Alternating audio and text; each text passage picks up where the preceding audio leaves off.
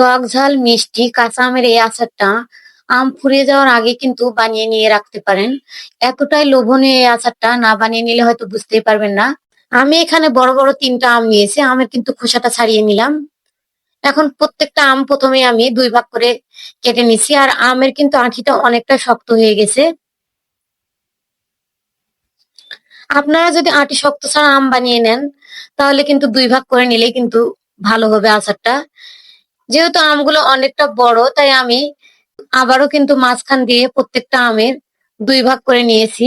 মোটমাট একটা আম আমি ৪ ভাগ করে নিয়েছি। আর আমের যে আটিটা আছে সেটারও কিন্তু আমি আটিটা বের করে প্রত্যেকটা আম কিন্তু আমি এভাবে কুচি করে নিচ্ছি। আপনারা দেখেই হয়তো বুঝতে পারতেছেন। এইভাবে করে নিলে কিন্তু মসলাটাও পুরোপুরি ঢুকে যাবে। আর এই আমের আচারটা কিন্তু যেকোনো খিচুড়ি, ভাত যেকোনো কিছুর সঙ্গে কিন্তু আপনি খেতে পারবেন। মুখে যদি রুচিও না থাকে তারপরেও কিন্তু বানিয়ে নিতে পারবেন ঝামেলা ছাড়াই। আমি এখানে স্বাদ মতো চিনি দিলাম ১ কাপ পরিমাণের, আর দিয়ে দিলাম ভিনেগার। কোনো কিন্তু তেলেরও ঝামেলা নেই এই আচারটা বানিয়ে নিতে। খুব সহজ ও মজার, যে কেউ কিন্তু অল্প মসলায় ঝটপট বানিয়ে নিতে পারবে টক ঝাল মিষ্টি আমের আচার। আর ভিনেগারটা দেওয়ার কারণে কিন্তু এই আমের আচারটা অনেকদিন রেখেও আপনারা খেতে পারবেন।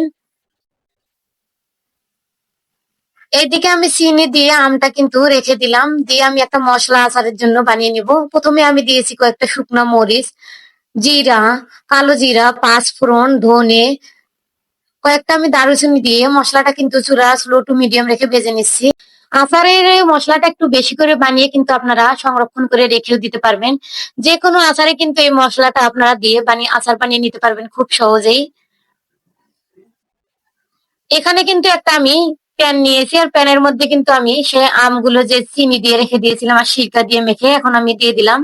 দিয়ে দিচ্ছি সামান্য আমি লবণ, দিয়ে দিলাম এখানে বিট লবণ সামান্য পরিমাণে, দিয়ে দিলাম সামান্য লাল মরিচের গুঁড়া আর পরিমাণ মতো একটু হলুদ গুঁড়া। সবকিছু আবার আমি কিন্তু ভালোভাবে মিক্স করে নিচ্ছি। আচারটা কিন্তু দুর্দান্ত একটা কালারও এসেছে আর অনেকটা কিন্তু পানিও বের হয়ে গেছে।